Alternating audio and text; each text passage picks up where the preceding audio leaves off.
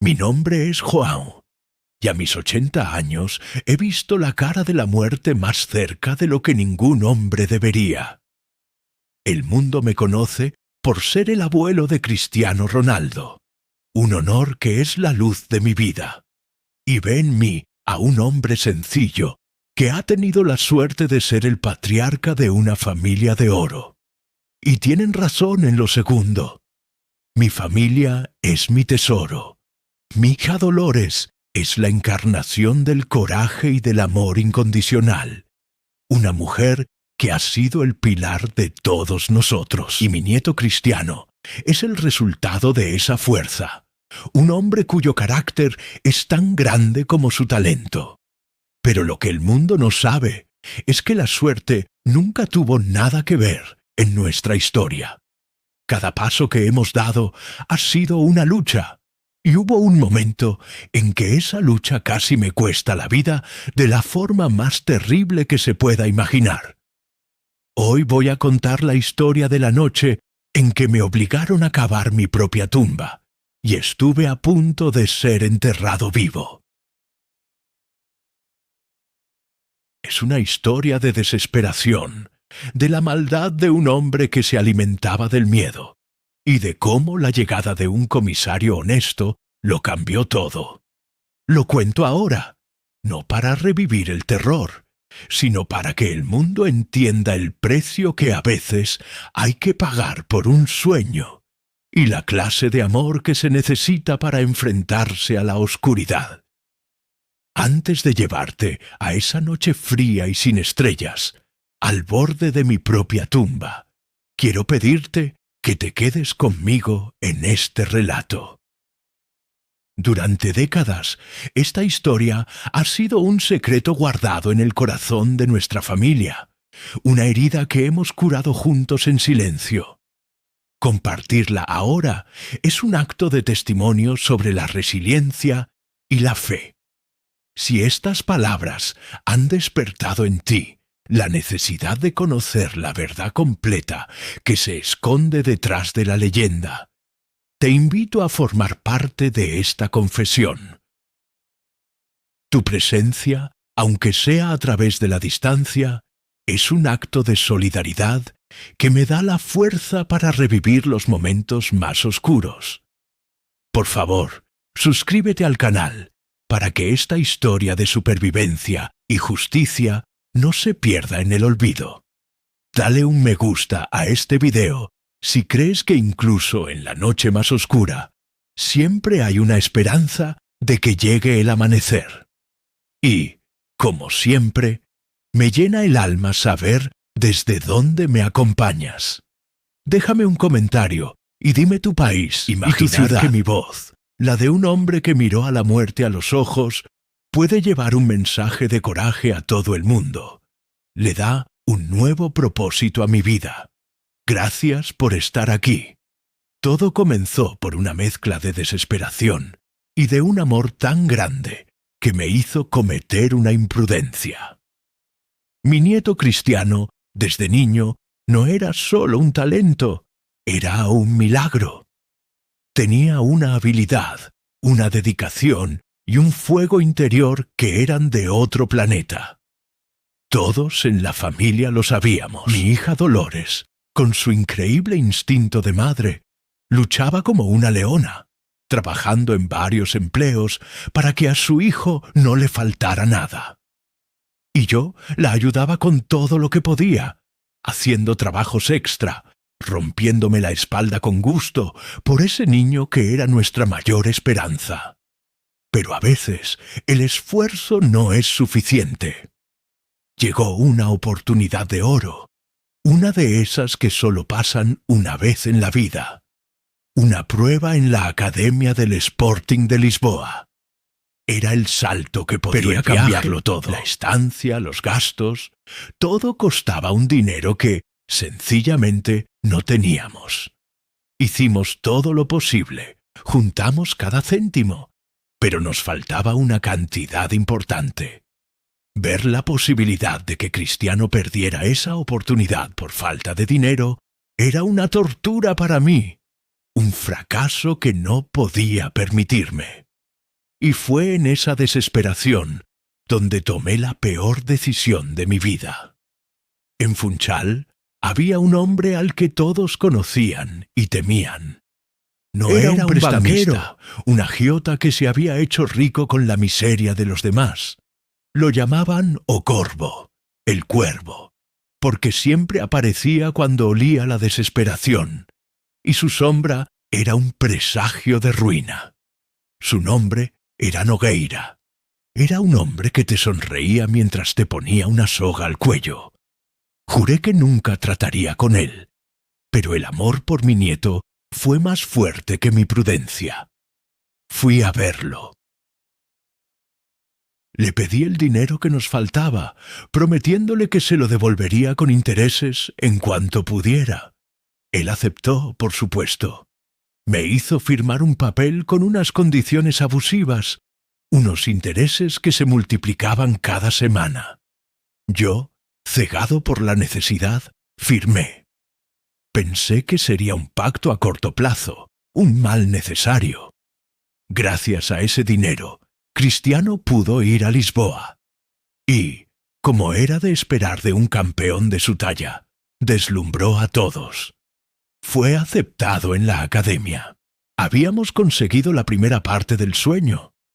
Pero mientras mi nieto empezaba su camino hacia la gloria, yo empezaba mi descenso al infierno.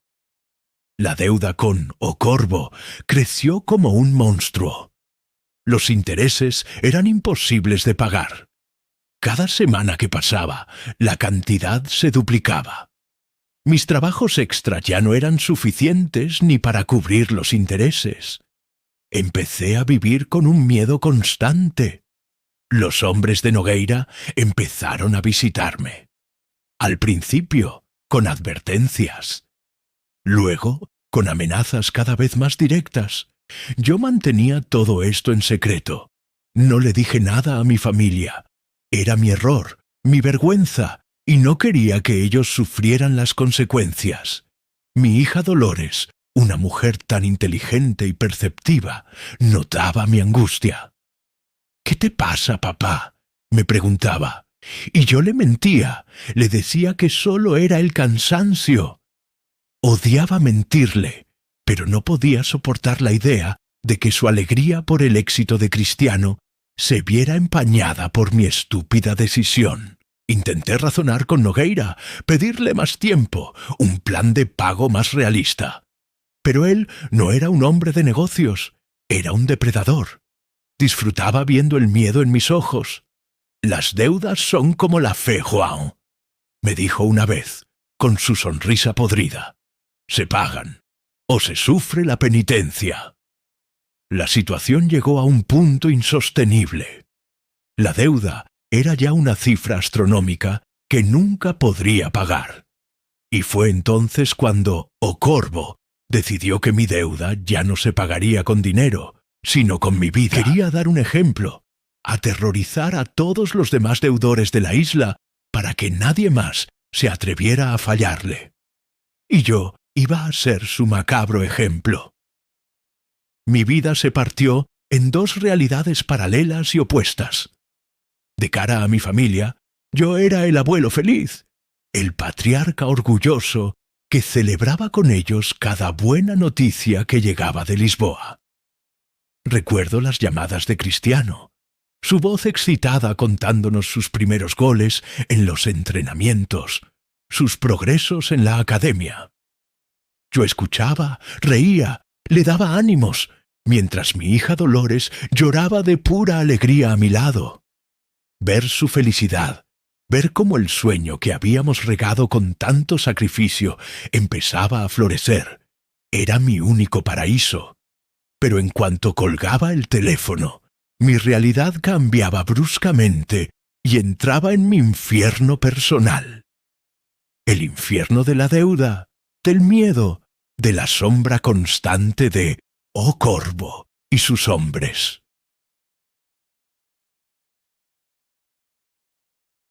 La campaña de terror que Nogueira desató contra mí fue una obra maestra de la crueldad psicológica.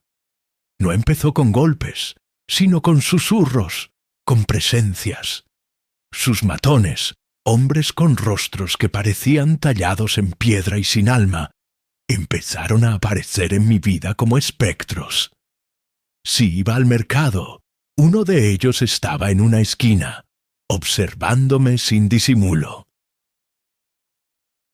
Si me sentaba en el café a tomar algo, otro se sentaba en la mesa de enfrente, en silencio, simplemente mirándome fijamente durante media hora. Se convirtieron en mi sombra. Su objetivo era meterme el miedo en los huesos, recordarme a cada instante que mi vida ya no me pertenecía, que era una propiedad de Nogueira. El terror se intensificó cuando empezaron a usar a mi familia para amenazarme, siempre de forma velada, indirecta, lo que lo hacía aún más siniestro. Recuerdo una tarde en que estaba reparando unas redes en el puerto. Uno de sus hombres se me acercó, un individuo corpulento con un tatuaje de una lágrima en la cara. Se paró a mi lado, mirando a los barcos. «Bonito día para pescar, Juan», dijo, su voz una grava. «Tu yerno, Dinis, trabaja en uno de estos barcos, ¿verdad? Es un trabajo peligroso, el mar. Tantos accidentes. Una red que se enreda, un golpe de mar. Un hombre puede desaparecer y no volver jamás». Y se fue, dejándome con las manos temblando, incapaz de seguir trabajando. Pero la amenaza más vil, la que me robó el sueño durante semanas, fue la que hicieron contra mi nieto. Otro de sus secuaces me interceptó cuando salía de casa. Me mostró un recorte de un periódico deportivo de Lisboa, con una pequeña foto de Cristiano. «El chico se está haciendo famoso», dijo, con una sonrisa maliciosa. «Lisboa es una ciudad grande. Mucho tráfico. Muchos peligros para un muchacho de la isla que no está acostumbrado. Sería una verdadera tragedia nacional que su carrera se viera truncada por un accidente estúpido, ¿no crees?» En ese momento sentí un odio tan puro y tan potente que si hubiera tenido un arma, lo habría matado allí mismo. Habían cruzado la línea. Estaban usando a mi nieto, a mi razón de vivir, como una herramienta de extorsión. Esa noche tomé una decisión. No podía seguir viviendo así. Tenía que pagar la deuda. En una máquina de trabajar, aceptando cualquier trabajo, por duro o humillante que fuera. Limpiaba las sentinas de los barcos por la noche, un trabajo que te dejaba sin aliento y con el olor a muerte impregnado en la piel. Ayudaba en la construcción, cargando sacos que pesaban más que mi propia desesperación. Apenas dormía, apenas comía.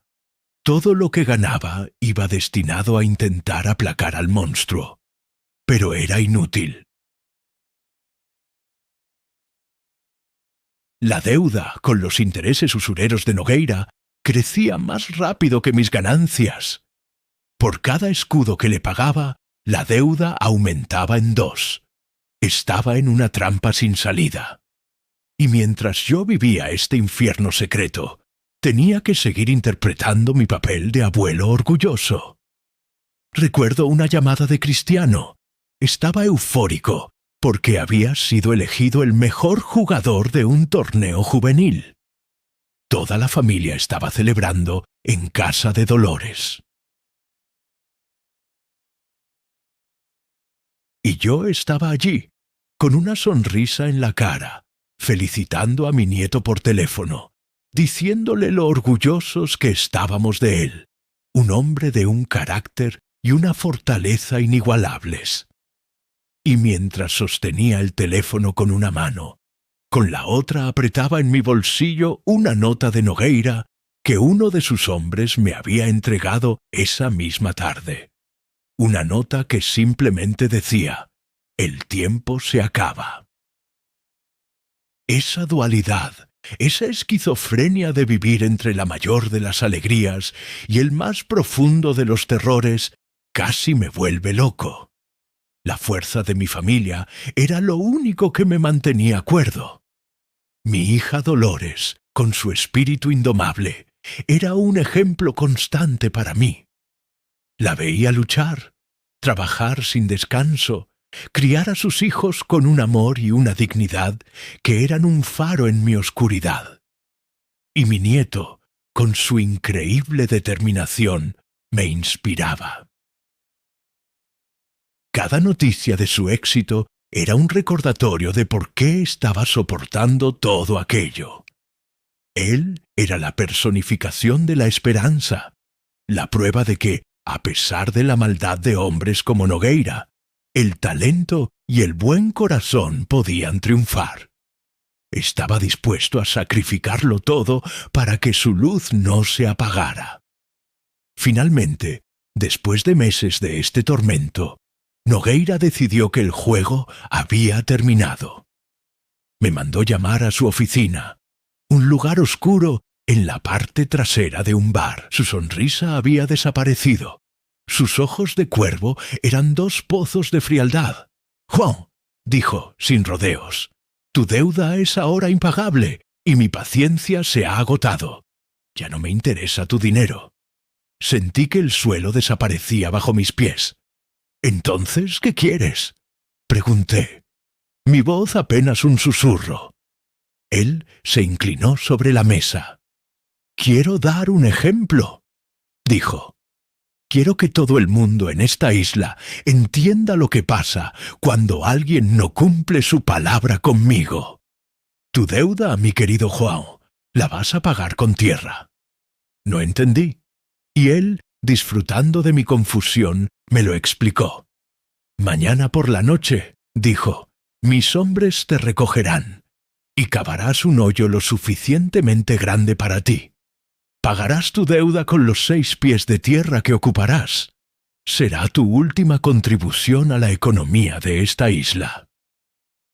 Me quedé paralizado. La sentencia de muerte había sido dictada, y no había tribunal al que apelar. El último día de mi vida, o lo que yo creía que sería el último, lo pasé como un espectro, despidiéndome en silencio del mundo que amaba. El sol de Madeira nunca me pareció tan cálido, el azul del mar nunca tan intenso. Cada rostro, cada sonido, cada olor, lo absorbía con la desesperación de un hombre que está memorizando el paraíso antes de ser desterrado al infierno. No se lo dije a mi familia. ¿Cómo podría haberlo hecho? ¿Cómo podría haberles robado su última noche de paz? Fingí normalidad, una actuación que requirió cada gramo de fuerza que me quedaba. Fui a casa de mi hija Dolores, con la excusa de ver a los nietos. Y allí, sentado en su pequeño patio, los observé jugar. Vi a mis nietas tan llenas de vida, y vi a Cristiano, mi campeón, pateando un balón con esa concentración feroz que ya lo definía.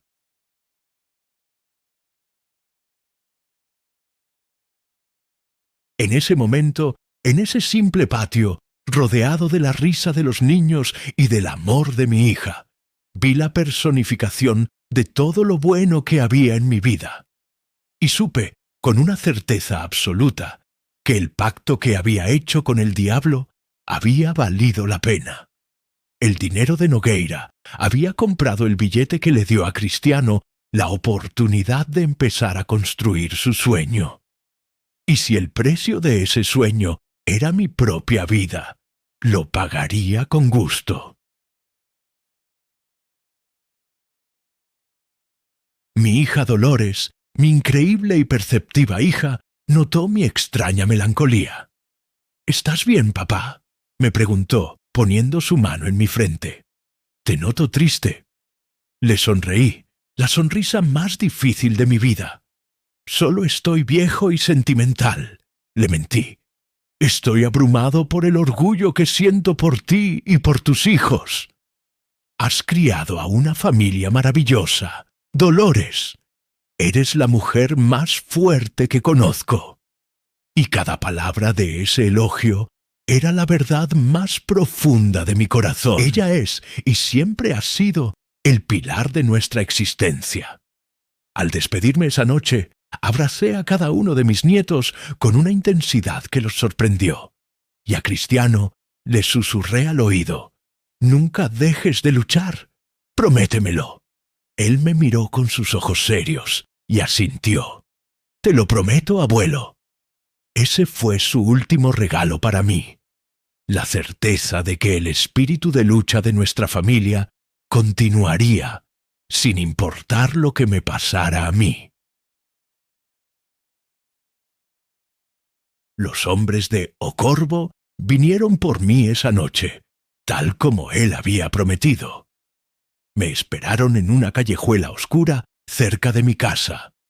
No hubo violencia innecesaria. Eran profesionales de la intimidación. Simplemente se interpusieron en mi camino, y uno de ellos abrió la puerta de un coche negro. Entendí que no tenía opción. El viaje fue largo y silencioso. Me vendaron los ojos. Sentí cómo el coche dejaba las calles de Funchal y se adentraba por los caminos sinuosos y bacheados del interior de la isla, subiendo hacia las montañas.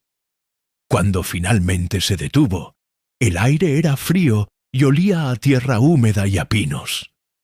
Me sacaron del coche y me quitaron la venda. Estábamos en un claro en medio de un bosque, iluminado únicamente por los faros del coche. La única estrella en el cielo era la luna, que nos observaba como un ojo frío e indiferente.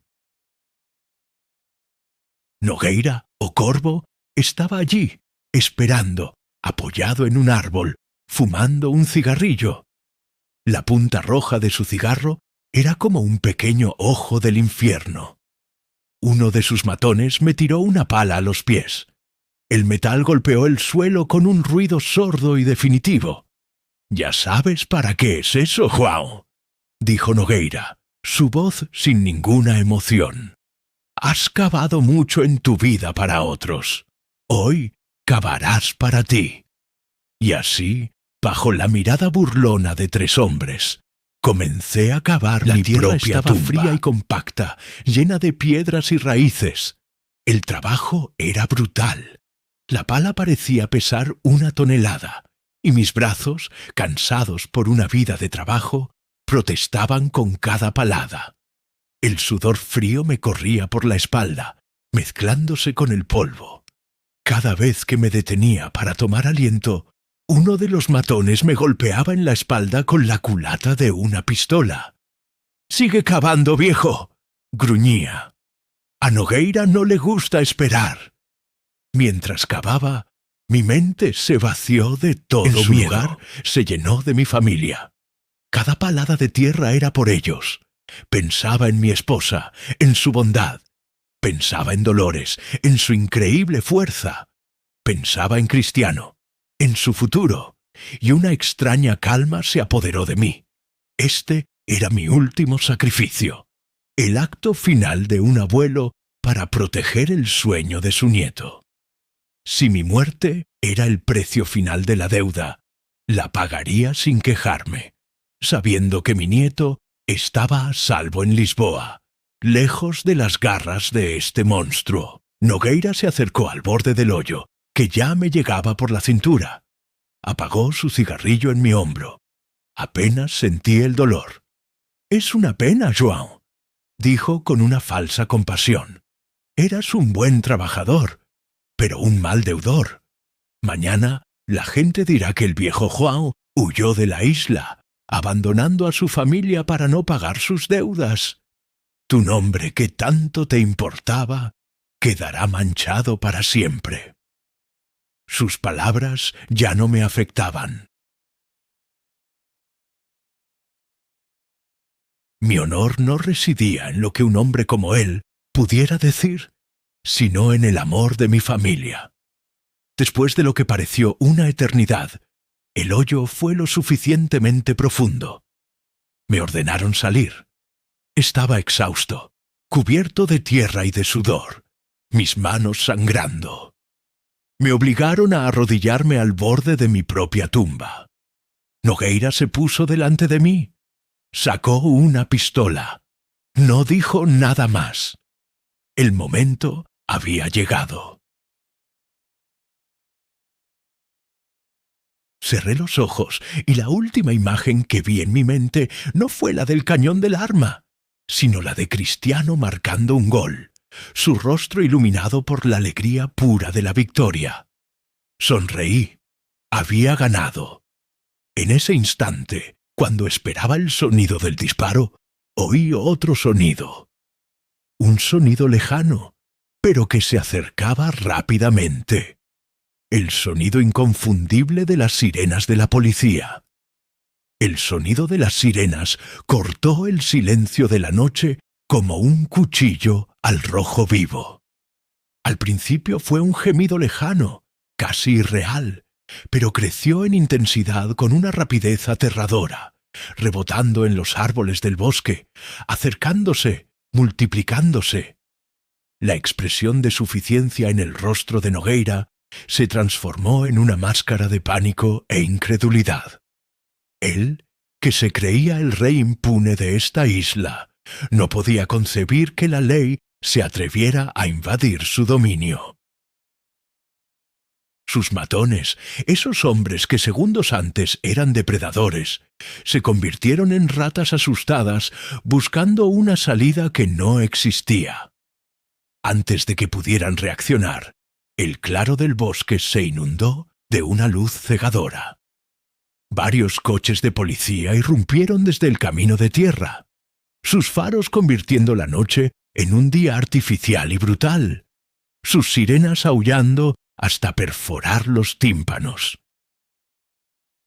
Hombres uniformados, armados y moviéndose con una disciplina que nunca había visto en la policía local, saltaron de los vehículos y rodearon la escena en un instante.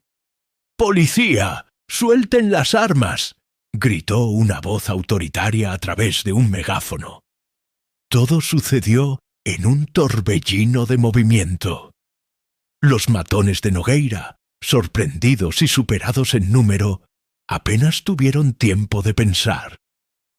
Uno de ellos levantó su pistola, pero fue derribado antes de que pudiera apuntar. Los otros arrojaron sus armas y se tiraron al suelo. Nogueira, por su parte, se quedó paralizado por un segundo, su rostro una mezcla de furia y negación. Luego, intentó correr hacia la oscuridad del bosque, pero fue interceptado por un hombre alto y de aspecto severo que parecía estar al mando. Era el comisario. Lo vi derribar a Nogueira con una eficiencia implacable y ponerle las esposas con una satisfacción que era casi palpable. La pesadilla había terminado. El hombre que me había estado ayudando a levantar del borde de mi propia tumba era ese mismo comisario. Su rostro era nuevo para mí. No era uno de los policías locales que yo conocía y que a menudo parecían estar en el bolsillo de hombres como Nogueira. Este hombre tenía una mirada diferente, una mirada limpia, dura, pero justa. Me ayudó a ponerme en pie, mis piernas temblando tanto que apenas podían sostenerme. Me cubrió con una manta. «¿Está usted bien, señor Juan?», asentí. Me preguntó, incapaz de articular una palabra. Y fue entonces, mientras sus hombres se llevaban a O Corvo y a su banda de criminales, cuando el comisario se agachó, recogió el papel que Nogueira me había hecho firmar, el contrato de la deuda, y me contó la verdad. Y lo que descubrió, la razón por la que había llegado en el último segundo, fue la revelación más inesperada de todas. «Llevamos meses investigando a Nogueira», me explicó el comisario, su voz tranquila y profesional. «Sabíamos de su red de usura, de su extorsión, de la miseria que estaba sembrando en esta isla. Pero es un hombre astuto. Siempre se mantenía en las sombras. Nunca dejaba pruebas directas que lo conectaran con la violencia. Necesitábamos atraparlo con las manos en la masa. Hizo una pausa y me miró. Usted, señor João, ha sido el hombre que nos ha permitido acabar con él, pero no de la forma que cree. Y entonces me contó el secreto. El comisario había logrado infiltrar a un informante en la banda de Nogueira. Un joven, uno de los matones más nuevos. Un muchacho que se había metido en ese mundo por necesidad, pero cuyo corazón aún no estaba del todo podrido. Este joven había estado pasando información a la policía durante semanas, y esa noche, cuando Nogueira le había ordenado participar en mi secuestro y ejecución, el muchacho había llegado a su límite. No podía participar en un asesinato a sangre fría. Había conseguido enviar un mensaje de pánico al comisario, dándole la ubicación exacta y la naturaleza del trabajo que iban a realizar. Él lo arriesgó todo para salvarle a usted, señor João, dijo el comisario. El descubrimiento de esta noche no es solo que Nogueira es un asesino en potencia. El verdadero descubrimiento es que, incluso en el corazón de la peor oscuridad, a veces se puede encontrar una chispa de decencia. Su vida no la ha salvado la policía, la ha salvado el arrepentimiento de un joven que decidió que ya había tenido suficiente maldad. Escuchar aquello me dejó sin aliento. El hombre que me había aterrorizado, el que me había golpeado mientras cavaba, era, indirectamente, parte de la cadena que me había salvado. Me sentí abrumado por una oleada de emociones. El alivio por estar vivo, la gratitud hacia ese joven desconocido y hacia el comisario, y sobre todo, un amor inmenso por mi familia. En ese momento, de pie, cubierto de tierra y temblando, solo podía pensar en ellos. Había sobrevivido. Mi sacrificio secreto no terminaría en una tumba anónima que los llenaría de vergüenza. Podría volver a casa. Podría seguir viendo crecer a mi nieto. Y todo gracias a que, en el último momento, la bondad de un hombre había triunfado sobre la maldad de otro. Mi hija Dolores, con su fe inquebrantable en la bondad de las personas, siempre había tenido razón. Y mi nieto Cristiano, con su espíritu de lucha, con su negativa a rendirse, era el ejemplo que yo había seguido en esa tumba. Me negué a morir porque tenía que vivir por ellos. Son la familia más increíble del mundo, una fuente de amor y de fuerza que me mantuvo con vida incluso cuando estaba arrodillado frente a la muerte. Mientras el comisario me guiaba hacia uno de los coches de policía, esta vez no como un prisionero, sino como una víctima y un testigo, miré hacia el cielo.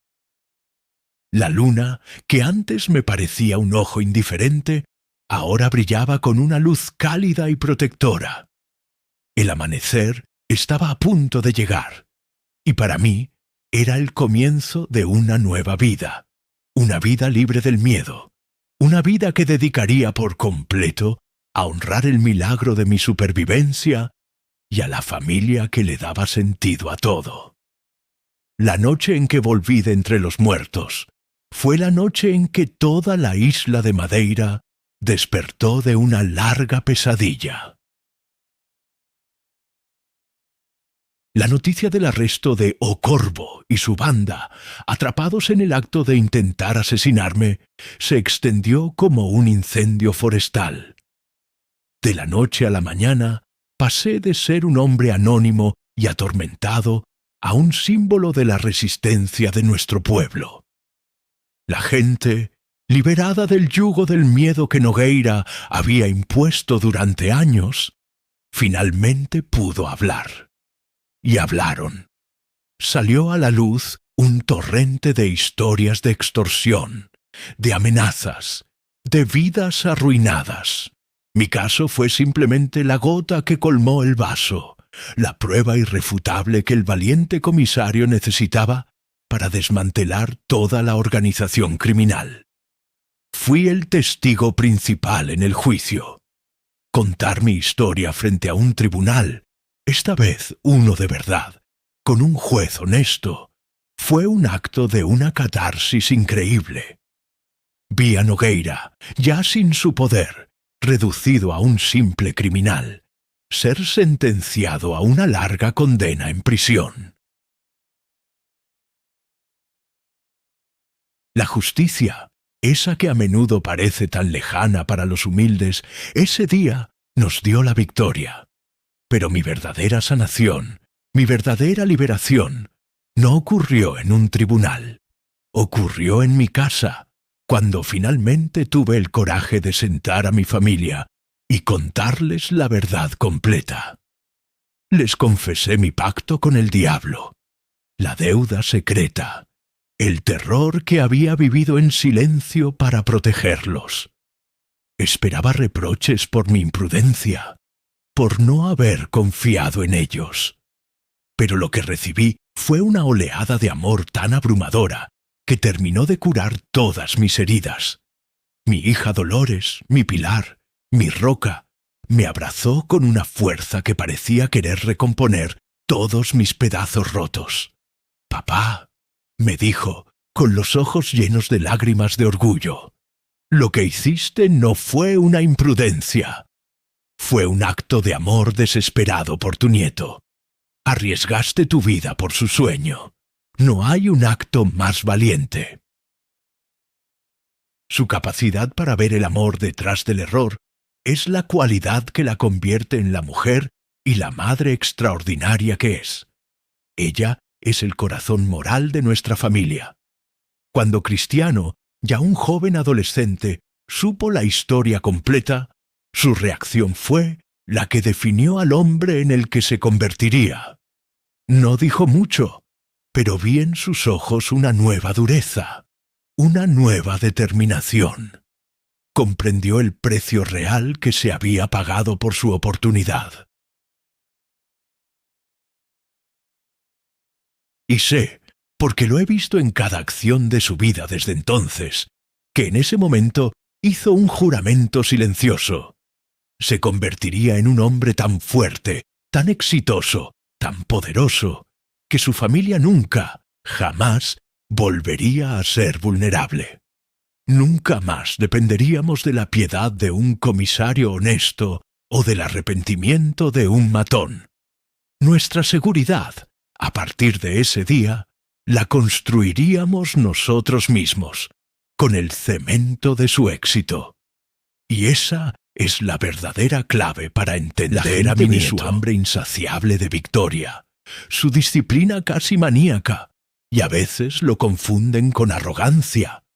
Pero no lo es. Es el resultado de haber visto de cerca el abismo.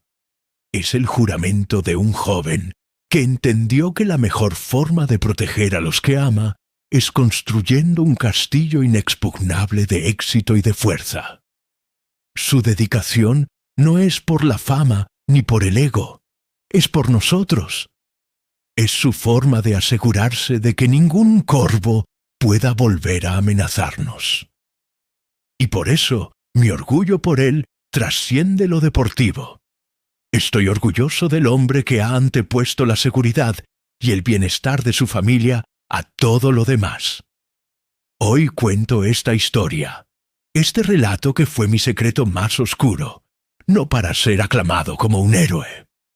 El único héroe aquí es el joven que tuvo la conciencia de hacer una llamada. El comisario que tuvo el coraje de actuar, y mi nieto, que ha construido un imperio sobre los cimientos de nuestra lucha. Lo cuento como un testimonio de que incluso cuando estás de rodillas en tu propia tumba, la vida puede dar un giro inesperado. Lo cuento como una lección de que el amor de una familia puede darte la fuerza para sobrevivir al infierno.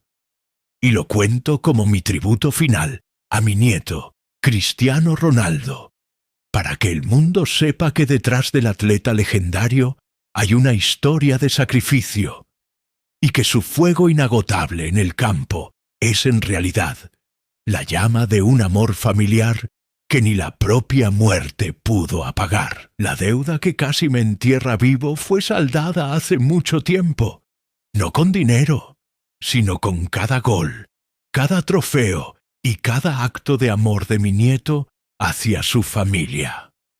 Y esa es la victoria más grande de todas.